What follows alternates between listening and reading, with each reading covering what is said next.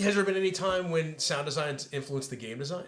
Like it's kind of like have they, I don't know, like has sound design made developers realize additional possibilities, or has like, I don't know, have they ever come up with new ideas based on what you're doing sound design wise that actually changed the content of a game?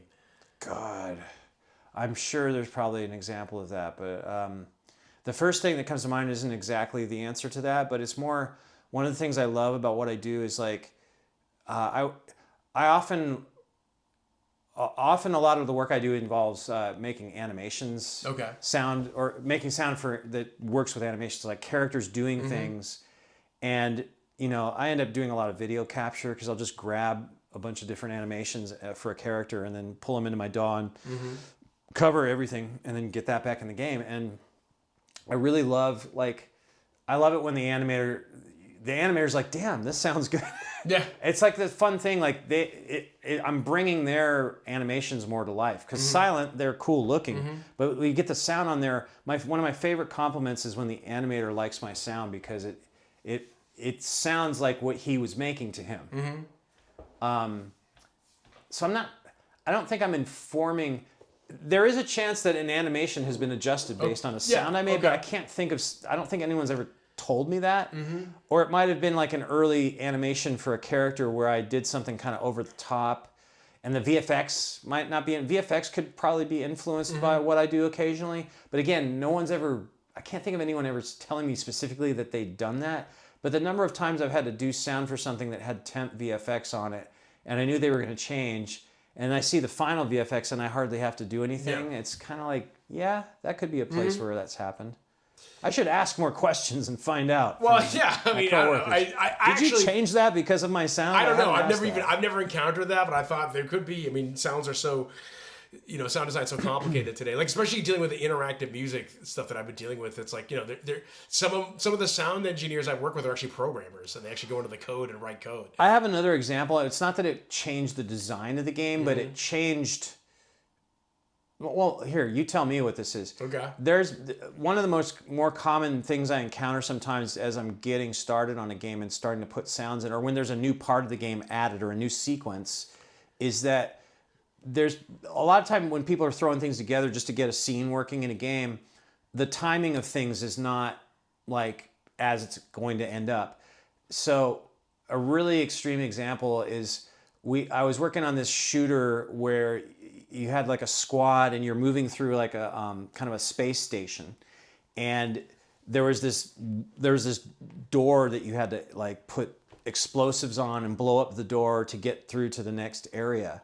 And boy, I hope I'm going to remember this in the right sequence so the story works. But so you put the explosive on, detonate, the explosive goes off, the door's destroyed, and so there are all these sounds that were related to that event based on how the game had been designed so far and how we'd been doing sound for other things. So the event triggered multiple different sound events. One, the explosion. Then after the explosion, there's this character that speaks over the radio. It's like the commander. Like you're part of a squad that landed on this space station, and the commander's like remote, kind of just watching on your body cam, and he's telling you what's going on. And I should know not to touch the microphone. So anyway, explosion, little beep, commander goes, good job, you blew up the blah, blah, blah, and now on to the next mission. And then there's also like, kind of like a little UI beepy thing that happens when you complete a mission that beeps. And so we hooked up the sound to this event, and what happened was, the explosion, the commander, and the UI beep, and I think there was one other sound, all play on exactly the same frame. And it's like, wait, I can't hear the guy's voice.